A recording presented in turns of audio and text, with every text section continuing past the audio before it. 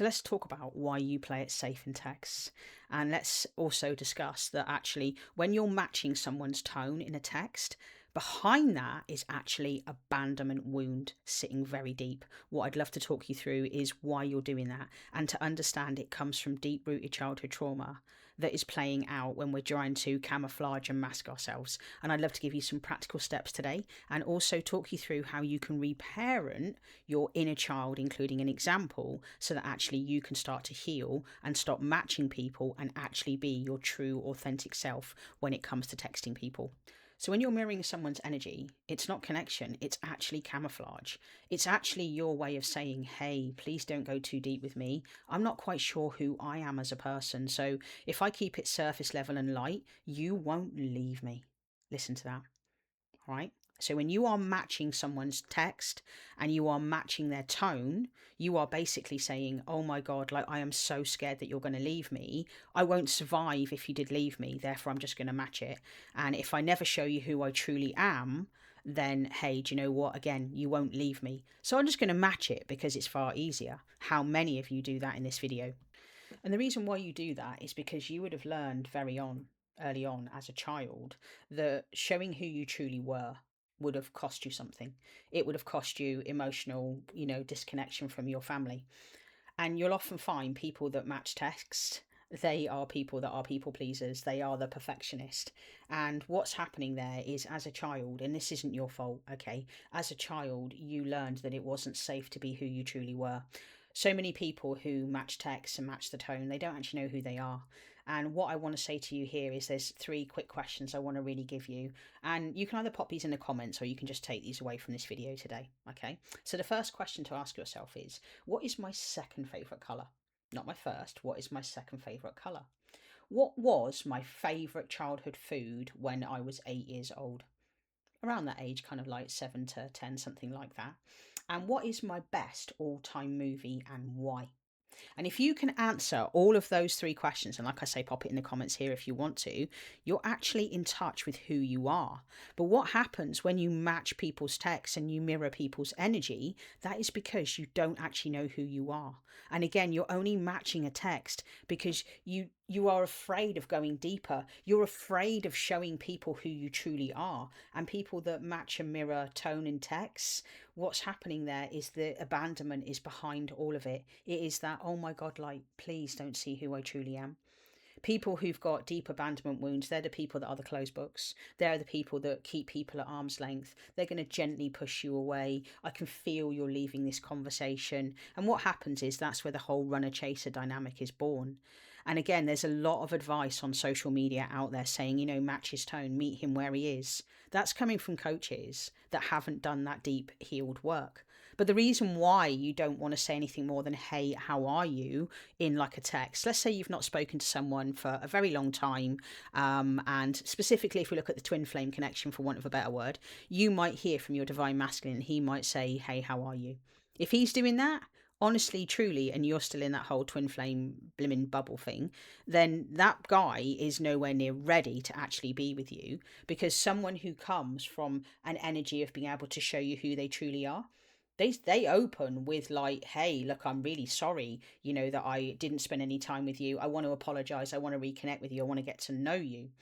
So what do we do now when we think about how we can heal that? The reason why you see me is I am so passionate and such a massive fan when it comes to working with the inner child. I truly believe every single person alive has an inner child, because I want you to know that even if you don't believe in the concept, do you know what? There is a younger part of you that is making all of your decisions around food, around money, around your clothing, around your career. Literally, it controls your whole life. Because I want to stop you in this video for a second and say, where did you learn everything you do now? As a kid, right?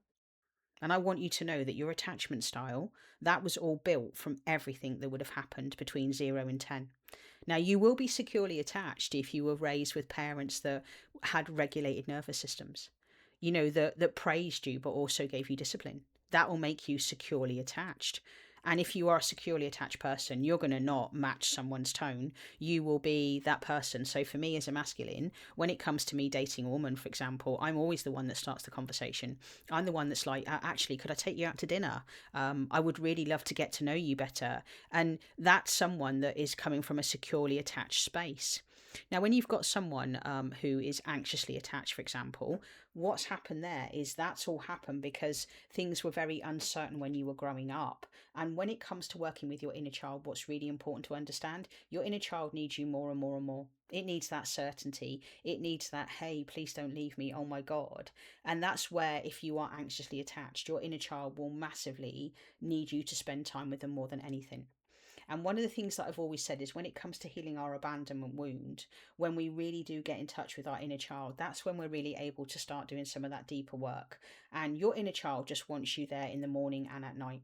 They also want you to create predictable routines. Your inner child loves routines. Consistency creates safety massively for your inner child.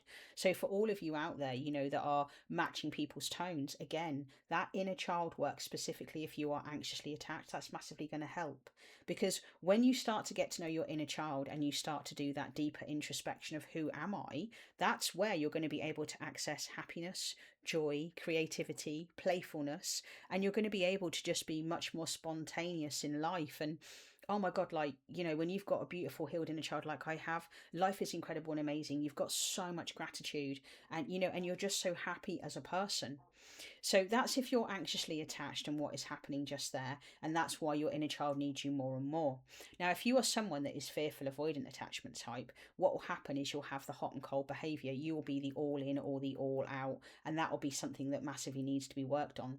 And what I want you to know is the hot and cold, that came from your mum, for example, would have loved you and then didn't. That's how I grew up. I grew up with a mum that I didn't know what she was going to be like on a certain day. And I grew up in a situation where very much mum could be very loving one day, and then in the next breath, my mum could switch personalities and she would be a completely different person, be very cold, very bitter, very withdrawn, and you never knew where you were. And again, that's why you're fearful avoidant. That's why you gently push people away. That's why you keep people at arm's length. That's why you're a closed book and you don't let people in. Because if you don't show who you truly are, those people cannot hurt you. And that's what's happening here. When you are matching people's tone, you are actually saying, oh my God, like, please don't hurt me.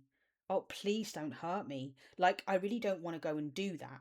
So, what I've always said, again, when it comes to healing the inner child, is especially if you are fearful, avoidant attachment type, is you create expectation, but you also don't break the promises. For those people that are fearful avoidant, they will have had broken promises left, right, and centre as a child. So again, when you're working with your inner child, if you say you're going to be there on Tuesday, go and be there on Tuesday. If you don't make it for any reason, what you do is you don't over analyze or you don't avoid it. You just go, you turn up if you are fearful avoidant with your inner child, and you're like this.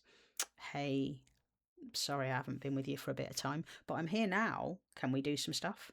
That's a really great kind of, sentence to use with your inner child if you've not made it. And if you are anxiously attached, and you want to talk with your inner child, it's things like, hey, it's me. And, I'll give you a great example here. I'm daddy to my own inner child, LK. So I'll just give you a bit of an example here of like if you're anxiously attached, how you would be with your inner child. So here we go. I'm just going to show you this right now. Okay, so LK, are you there? It's daddy. Hey, daddy. Hey, baby girl. I can feel like you're really anxious, like you're really worried about things, like you feel quite tense and you feel quite anxious and quite panicky. Like, what's happening? What's going on, baby? Oh, daddy, you've not been to see me in absolutely ages. I thought you'd left me. I thought you'd abandoned me. Oh my God, oh my God. Like, I was just really worried. I was scared about so many things. Okay, whoa. Hey, baby girl. Oh, okay, well, daddy's here now. I'm sorry that I've not kept my promise. Sorry, life happened. And you know what? Bad daddy. Okay, I'm telling you what, baby girl, how about I make sure that I spend some time with you tonight and I make sure I spend some time with you tomorrow? Would that help you? Yeah, that would massively help. And like I say, the baby voice there is just because that's how my inner child sounds inside of my head. But that's if you're anxiously attached, how you would be dealing with your inner child, because you come from a very soft, compassionate, like really loving, tender way of being with your inner child. And that is what is so important.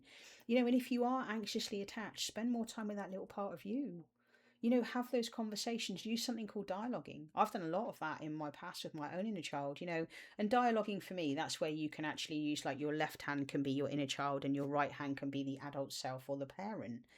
But anyway, just to end here, what is really important to understand is when we're talking about matching the tone and stuff is, if you are seeing that and you are wanting to match someone, let's next time we see that you want to reply to someone, you want to match their tone. Let's just take a stop and let's just take a pause, because that's where everything changes. But if we're always just, oh, I'm just going to match his tone because it's easier and it's safer, the next time you want to do that, pause, take 10 seconds and ask yourself these questions. Why am I doing that? What am I massively afraid of that is coming up right now that I am trying to avoid? What emotions am I feeling inside of myself that I'm trying to run away from or I'm scared of? And I really feel like that person maybe can't meet me at that level. And when you're saying things to yourself like, oh my God, what is he thinking? That's important, where you catch yourself and you go, I can't control what he thinks. I can only work on me in here. So anyway, I really hope this video has helped you around why you're matching their tone. I've given you some great practical steps here that, will really help you, specifically if you are anxiously attached or you are fearful avoidant, in your attachment style. And the last thing that I'll pass across to you is, lose the label. If you say you're anxiously attached and you say that you're fearful avoidant, guys, you're going to keep with that label and you're not going to actually help yourself. But what's going to make the fundamental difference? Connect with your inner child. Learn to become the parent that they've always wanted, that they've never had. That's the difference, and that's where you're really going to start to transform your life. And that's why you see me. Need any help, need support, just reach out to me. I've got loads of links here beneath YouTube, and I'd love to be somebody that could actually really, really help you change your attachment style, because I know it's possible for me. And I want to leave you with this, okay? No matter what happened to you as a child, you don't have to go back to the past. Okay, you don't have to remember what mum or dad did. What is important when you work in reparenting, you understand that what is happening right now, what do I need to give myself that I didn't get back then, that I need right now? That is reparenting. And that is the massive game changer in inner child work.